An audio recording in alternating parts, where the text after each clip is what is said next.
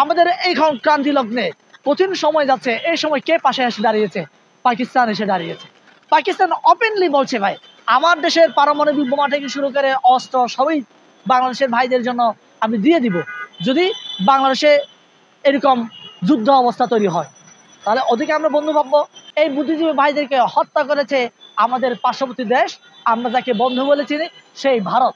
আমার বাংলাদেশের গর্বিত সেনাবাহিনীকে আমি দোষারোপ করতে চাই না, কিন্তু না চাইলেও এখন কিছু কিছু কাজ ওদের বিতর্কিত কাজের কারণে এদের উপর দোষ চলে যাচ্ছে। কেন?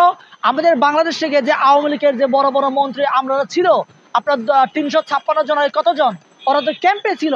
ওরা কিভাবে আমার এই বাংলাদেশের বর্ডার ক্রস করে অন্য দেশে পালিয়ে যাওয়ার সুযোগ পেয়েছে? আমরা ভারতের তাবেদারি থেকে বের হতে পারবো না মনে হয়। আমাদের রন্ধ্রে রন্ধ্রে রক্তের শিরায় শিরায় কিন্তু ভারতের দাসত্ব, ভারতের দালালি পড়া, ভারতকে পা চাটা এই অভ্যাসটা আমাদের মাঝে গেঁথে গেছে। আমি মনে করি কি আমাদেরকে এখান থেকে বেরিয়ে আসতে হবে। আমি এই কথাগুলো কেন বলছি যে গতকাল আমরা শহীদ বুদ্ধিজীবী দিবস আমরা পালন করেছি। আমরা কেন পালন করেছি? আমাদের বাংলাদেশ থেকে যারা কিনা চৌখস মেধাবী ভাইরা ছিলেন এদেরকে নৃশংসভাবে হত্যা করেছে। এই হত্যা কারা করেছে আজও আমরা জানি না।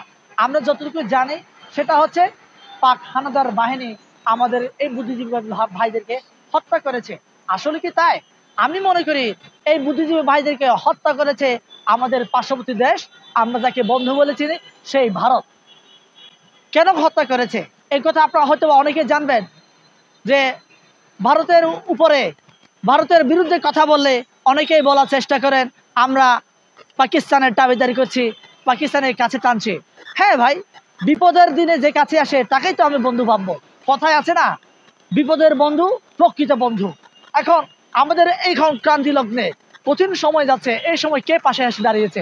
পাকিস্তান এসে দাঁড়িয়েছে।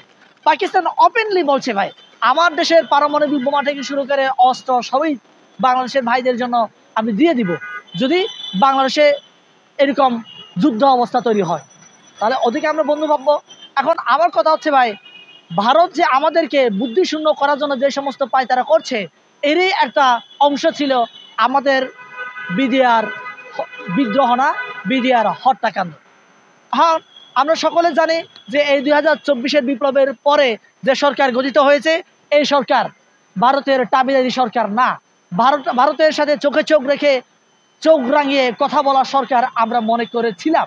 কিন্তু এখন আজকে আমরা দেখলাম যে এই বিজয়ের হত্যাকাণ্ড নিয়ে যে একটা কমিশন গঠন করার কথা ছিল এই কমিশন কেমন জানি স্থগিত হয়ে গেছে। আজকে স্থগিত করলো কারা? কারা করেছে? কেন করেছে? এখন আমি মনে করি এই কমিশন গঠন হলে পরে প্রকৃতপক্ষে আসলে কারা হত্যাকাণ্ড ঘটিয়েছে এই বিজয়ের বিদ্রোহকে নিয়ে, কারা জড়িত ছিল এটা মুখোশ উন্মোচন হবে তাই এই কমিশন হতে দেয়নি। আমি মনে করি এখানে ভারতের যেমন ইন্ধন ছিল, আমাদের বিগত যে পলাতক সরকার হাসিনাও জড়িত আছে। এই জড়িত হলে পরে আমরা এই এক অপরাধের কারণে সকল আওয়ামী লীগকে আমরা কঠিন শাস্তি এবং বিচারের আওতায় আনতে পারবো। আমরা যাতে করে আওয়ামী লীগকে বিচারের আওতায় আনতে না পারি, আমরা যাতে করে আমাদের প্রকৃত শত্রুকে, আমাদের বাংলাদেশকে কে মেধাশূন্য করছে এটার মুখোশ যাতে করে আমরা জানতে না পারি, এই জন্যই এই কমিশন স্থগিত করা হয়েছে। আমি তীব্র নিন্দা জানাই এই সরকারকে। আমি এই সরকারের কাছে নিন্দার পাশাপাশি আহ্বান জানাতে চাই, আমরা ভারতের দাবিদারি করতে চাই না, ভারতের লেসপেন্সারি করতে চাই না। যারা কিনা প্রকৃত পক্ষে এই ঘটনার সাথে জড়িত তাদের মুখোশ আমরা জানতে চাই, তাদের চেহারা আমরা জানতে চাই, জাতি জানতে চাই। এই জন্য তাদের মুখোশ উন্মোচনের জন্য এই কমিশন গঠন করা হোক। দেখুন, আপনারা সকলে জানেন যে এই 2024-এর বিপ্লবের পরে যে সরকার গঠন হয়েছে, আমি এখন আমার বাংলাদেশের গর্বিত সেনাবাহিনীকে আমি দোষারোপ করতে চাই না, কিন্তু না চাইলেও এখন কিছু কিছু কাজ ওদের বিতর্কিত কাজের কারণে এদের উপর দোষ চলে যাচ্ছে। কেন? আমাদের বাংলাদেশ থেকে যে আওয়ামী লীগের যে বড় বড় মন্ত্রী আমরা ছিল, আপনার 356 জনের কতজন, ওরা তো ক্যাম্পে ছিল। ওরা কিভাবে আমার এই বাংলাদেশের বর্ডার ক্রস করে অন্য দেশে পালিয়ে যাওয়ার সুযোগ পেয়েছে? তাহলে কি আমি বলবো যে আমার এই যে উপদেষ্টা মণ্ডলের মাঝেও আওয়ামী লোক আছে, ভারতের লোক আছে, ভারতের দালাল আছে, কিংবা আমার সেনাবাহিনীর মাঝেও কি তাদের লোক আছে? আমি জানতে চাই। এখন আমি না, বাংলাদেশের নাগরিক জানতে চায়।